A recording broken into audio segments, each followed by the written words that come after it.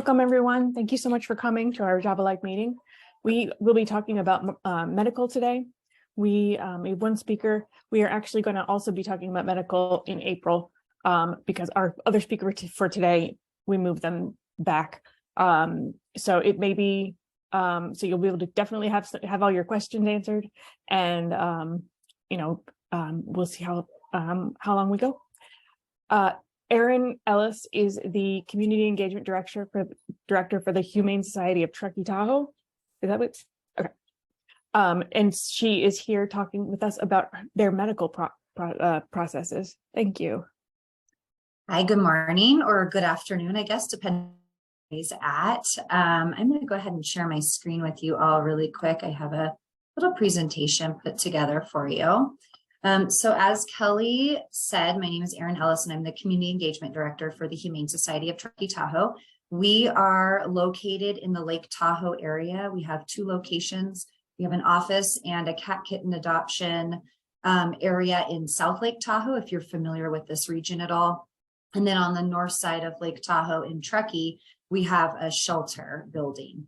So I first am going to start by just giving you all a little bit of information about our organization. That's going to kind of put into context why our foster program is designed the way that it is and why we operate kind of our medical program the way that we do.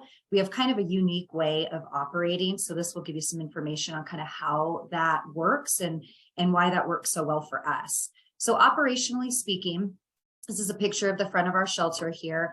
We are an open admission regional shelter, and we actually partner with two other animal control agencies. So we have a really, really unique makeup that works very well for us, for all three of our organizations. But we are partners with the Town of Truckee Animal Services, and we actually built this shelter with them. So this was a shared project where we went in on the building 50-50. We also work with Eastern Placer County Animal Control. So there's two municipal animal control agencies and us, the one nonprofit, Humane Society of Truckee-Tahoe, that all share this building together, and we all work. So we achieve our goals differently. Obviously, there's the government side and then the nonprofit side and how we both operate, and our operations are different. However, our one common goal in helping pets and people with it is what we share in common, and we work towards each. So that gives you a little bit of information on just kind of who's working in the shelter, because that's going to help kind of set the stage for how our medical works as I get into this presentation a little bit more. 65 to 70% of the animals that are coming into our shelter, we are actually transferring from other shelters. So even though we're an open admission shelter, only 30 to 35%, kind of depends on the year, are coming from the two animal control agencies that we work with. We work in a community, or lots of communities, that really support what we do. It's taken us decades of really hard work to get there with our communities, but they really support us, and we are really, really proud of that and very happy for that support. We also live in a lot of communities and support communities with our programs and services that are very animal centric, which is helpful to what we do as well. So we don't see a huge influx of animals being turned in or found as strays in our communities. So we do have the luxury and the ability to be able to transfer and help other shelters that maybe are past capacity or just need that support and help. We have a live release rate of 99%. That's on average, and that's year after year. We also, in terms of our foster program, are placing about 60 to 65%. Again, it kind of depends on the year, animals into our foster program. So the animals coming into the shelter, anywhere from 60 to 65% of those pets in any given year are first entering, or at some point entering, our foster program. Our program service area, just to give you an idea of how many communities we're supporting and helping. Services in the Truckee area, if you're at all familiar with where we are, the town of Truckee, and then the entire Lake Tahoe basin.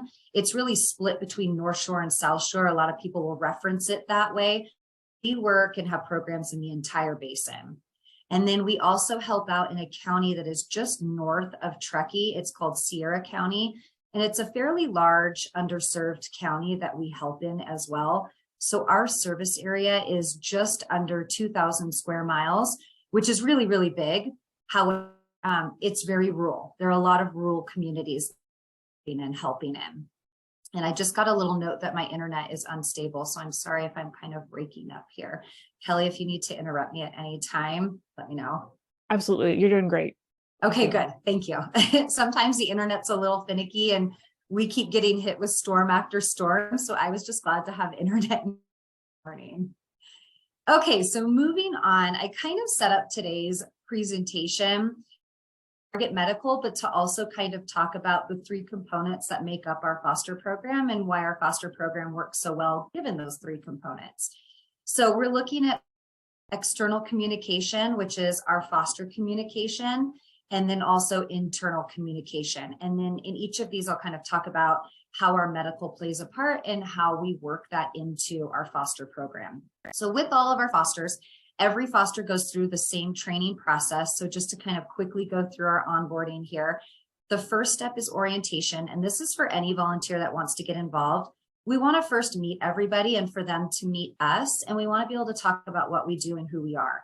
We also have them fill out a volunteer application. This is just kind of a preliminary general volunteer application. It gives our liability agreement. They sign off on that. And then just some other preliminary volunteer info that we keep in our database. The next is they go through a foster training and then a separate application for our foster program specifically. With the foster training, this is a pre-recorded training and we have found really great success with this. We actually started doing the foster training in this pre-recorded fashion during COVID and we haven't changed it. It's been the easiest way to get fosters onboarded, but also to get them the information that they need. So with this, we did it in a Prezi format. If you're familiar with that platform at all, it was a really easy way to record and put this into a presentational format. And then we actually from there put that into a Google Doc and we attach a quiz at the end. And that way we know if people have watched it because there are questions that we pull directly from the training. And it's only about 30 minutes. It's not very long. And then the foster app that they are filling out, many of you may have these separate applications as well. This just gives us more information on what's going on at home so that we are appropriately placing the right animals in the right foster home. And then next, so once they have completed both of those trainings, we give them our foster manual. And this is just a good sized packet pamphlet that has a lot of foster information. So it's got information on medical, it's got information on feeding schedules, it's got information on if someone has neonatals, what that all looks like. It has emergency contact info. So it has kind of everything that we want them to have in this manual, but it doesn't mean that we just give them the manual and then our communication stops. It continues from there. This is more of like a reference guide. And then we also have them fill out a pet guideline. This is really important because we do operate a lot of our programs on kind of a gray scale. Animals are so individual and we are really fortunate to get to know our animals and place them appropriately. But we don't have everything set in black and white. There are not all these rules in black and white. However, there are some that we do want our fosters to follow, especially when it comes down to medical or emergency situations. There's a process to that. And I'll talk about that as we move into the next slide. But they sign off on those pet guidelines. That means that they've agreed to our terms. They're not going to let cats outside. They're going to keep dogs on leash when they're going for walks. Some of the rules that we do need to have in place. And then we place them on a foster email list. And this is kind of the easiest to communicate with our fosters, especially when we have needs and pleas that need to go out to our foster kind of database as a whole. And so we'll send those emails out anytime there is a need or information that we want to give them. And then from there, there's communication. And this is really kind of a key to operating our foster program in the way that we do. And we've had great success with it. I think because our communication with our fosters externally and then internally here in the shelter is really good. And so we're going to kind of move into that right now. So when I say external communication, it just means those that aren't working inside the building, staff. So these are our fosters. So when we're communicating with our fosters, the first, like I mentioned, we have them on these e-blast lists. And from there, we can go ahead and give them information or get things covered when we have those needs. It's the easiest way to communicate, but it's not the only way that we communicate with them. We keep an open line of communication with our fosters. So our foster team, and I oversee our foster team, we have 2 staff, And the way that their schedules work is that we have someone in-house 7 days a week or available to answer questions 7 days a week. They have a cell phone that is attached to them. So I have one full-time foster manager that is here Monday through Friday, but she works from home on Friday and she works on special projects Fridays. I have a second foster coordinator who's part-time and she's in-house Friday through Sunday. So they pass off this cell phone and that allows our fosters to communicate with them and for our foster team to communicate with the fosters. So if we needed to text or call, we have the availability to do that and our fosters can do that with us as well. People communicate in all different ways. So we give them the options of emailing, calling, or texting. So sometimes when we have a foster plea and we have like 5 people in mind that would be great fosters for a litter of puppies coming in, instead of sending an email list out to all 500 fosters, what we might do is just individually and just ask if they're available for this time period and cover that foster need in that way. So there's kind of different ways that we go about that. Also with our communication, one really kind of key component to this is always acknowledging our fosters too and making sure that they know that we care that they are fosters, appreciative of their time and what they're doing. So we kind of have this open line of communication too, just to make sure that we're always showing our gratitude and appreciation for them. Okay, so moving into kind of more medical, after hour emergencies. So we live in a really interesting area because we're rural and all the communities that we're in are rural and those are where our fosters are based out of. We do not have after hour emergency veterinarian offices that are open to us. And we live in an area that probably gets some of the most snow. So it can cause some complications sometimes. So we've kind of worked a process to this. So if somebody had an emergency, one of our fosters, they can contact our foster team at any time on that cell phone. So what constitutes after hour emergencies for us is after 5 o'clock before 7 a.m. After 7, between that 7 a.m. and 5 p.m. period, if they want to text a photo of a dog or ask a question, they can do that on the foster phone because we have a foster who is working. But 5 to 7 during that nighttime period, our fosters have families and it is to myself and our CEO and our organization that there's this really good work-life balance. And when you're running a foster program, as many of you know, that can be really, really, really tricky, really tricky. And I just want to make sure I don't have this continuous need to keep hiring someone to fill this foster role. I want it to be someone who is really good at their job, feels really comfortable, and then gets this really good break as well. But it's also important for our fosters to know that if they're at home and it's 10 o'clock on a Sunday, they have someone that they can call if a puppy all of a sudden starts vomiting and becoming lethargic. It isn't just up to them. We don't just hand them that foster manual and say, okay, here's the puppy and here's your manual and figure it out. We want there to be someone that they can contact. And we're really fortunate that we have the ability to do this and that we have 2 people to be able to kind of tag team the program. So when this does happen, depending on the situation, we usually can get animals to emergency vet care in either Reno or Carson City. If you are familiar with the area that we're in, that's in Nevada. So Lake Tahoe kind of borders the east side of California, west side of Nevada. And so we have access to larger city emergency vet care. And that is where we will always send our fosters when they are in need. And I'll talk about on the next slide how we know when to send them, because our foster staff, they are not veterinarians, they are not veterinary assistants. They have learned a lot of information, but they still have to know when an emergency is an emergency and what constitutes sending them to an emergency vet, because as we all know, that comes with a price tag that we all have to pay. And we need to know if it's a true emergency or if it's an animal that can wait until the morning and be seen in-house. So depending on the emergency, kind of depends on where we'll send the animal and what we'll tell the foster. So like I just mentioned, if it's something where we know we need to send them to an emergency vet, that's what we're going to do. And that's where they'll be seen. If it's something where they can come into the shelter and if it's after hours and they can wait until the next morning, and we know that the animal can safely wait until the next morning, that's what we'll do. We have a clinic here at the shelter, and we have veterinary staff. And then also for animal services within the town of Truckee, the shelter manager that works here at the shelter is a vet tech. So we're very fortunate that she has the skill set that she has and is part of our medical team. So that again is part of this partnership that we have in our building. So a lot of times she is going to be the one that's going to say, okay, I'm going to see them in the morning, and we'll wait until then and then have the animals seen. So after hours can be a tricky thing. It just kind of is very circumstantial and depends on what the situation is and where we're going to send that pet. During the day, it's much different. There are vet offices that are open. We have our clinic here. So depending on the need and what's going on with that pet, we can decide where to send them. And then one last thing here on kind of our foster communication with our actual volunteer fosters is that when the animal comes back to the shelter or we are ready to place that animal up for adoption, one thing that we do is we have our fosters fill out a foster survey and attach photos. So we want our fosters taking pictures, and we want them to fill out the survey.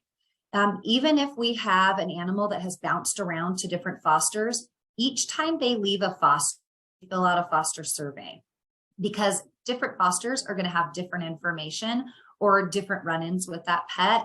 That may be something that another foster hasn't seen or dealt with. And so it's good information for our whole team to have when we're looking to place them for adoption. So they fill out that foster survey, and that's kind of the last step for fosters when they're finishing however long they have that pet in their home. And then we're getting ready for them to be placed up for adoption.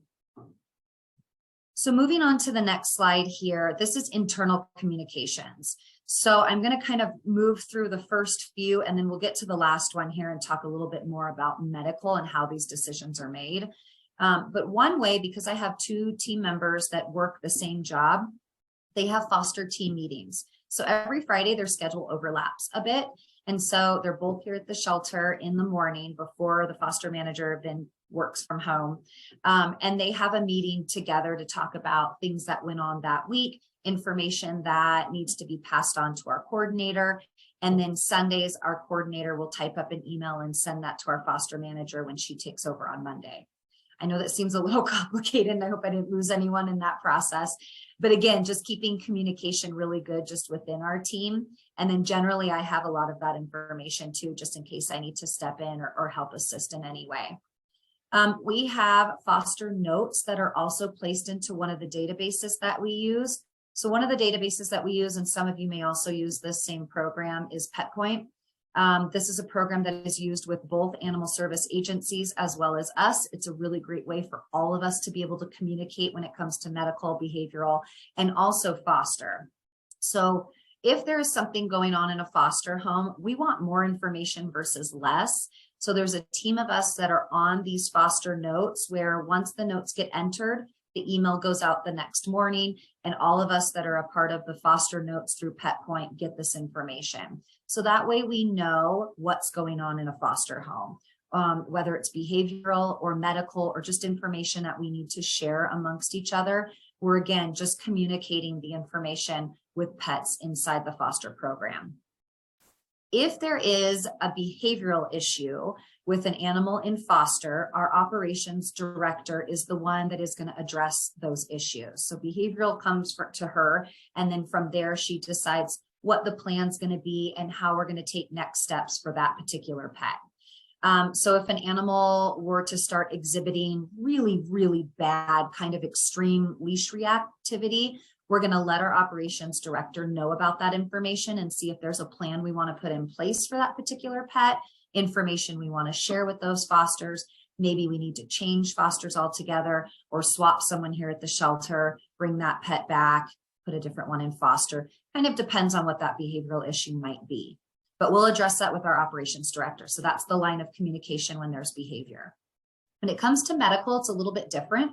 That is our shelter manager. And like I said, she actually works for the town of Truckee Animal Services. So she's not a Humane Society staff, but she is part of our medical team and pretty much leads our medical team. She is so incredibly intelligent and has so much information when it comes to animal medical that she leads all of that for us. And we're very, very, very fortunate to have this particular person in this position. So when there's a medical need, even if it's her day off, Unless she does not have cell service and she is on vacation, we contact her. So if a puppy is in foster and they start throwing up and they get lethargic, our foster coordinator or manager is going to send her a text or call and say, this is what is going on. It's Sunday. What should we do? Should we immediately send that puppy to the emergency vet? Or do you want to see the animal in the clinic? Or should we set up a different plan for that puppy to hopefully get them to stop vomiting? So we're always in contact with her when it comes to medical. And then from there, she leads us through what the process and plan is going to be and next steps, whether we send them to an emergency vet, have them seen here in the clinic, or come up with a different plan and see if that might address the medical concerns. So she's our medical point person for that. When it comes to our foster notes, our operations director, shelter manager, and then the foster team, we're all on those notes together. So when we're sending those notes out, sometimes some of us already know what's going on, but we're still writing it down in a note fashion so that all of us are on board and know what is happening. But it is really important that we have the ability to contact our shelter manager when there are medical needs. When she is out of town, so we are in that situation as we speak, she is hiking in another state right now with no cell service. So that takes her out of the equation if there were any medical issues to pop up with any of our animals in foster. So what we are doing right now is one of our vets is the on-call for medical. So if there's any issues with any type of medical during the day or at night, our veterinarian has given us the approval to contact him via his cell phone, and he's a retired vet that works in our shelter clinic. But we can contact him via his cell phone and ask any questions that we might have. And from there, he'll direct us in what to do. So again, we're really fortunate that we have this really solid medical team that we can kind of work down the ladder in, depending on who's in town and who's not and what the situation might be. So that is how our medical program works. So that's kind of the short and skinny of our foster program, just sort of in general, when it comes to onboarding and then the communication with our fosters and then internally, and then how that correlates to how we deal with different medical situations.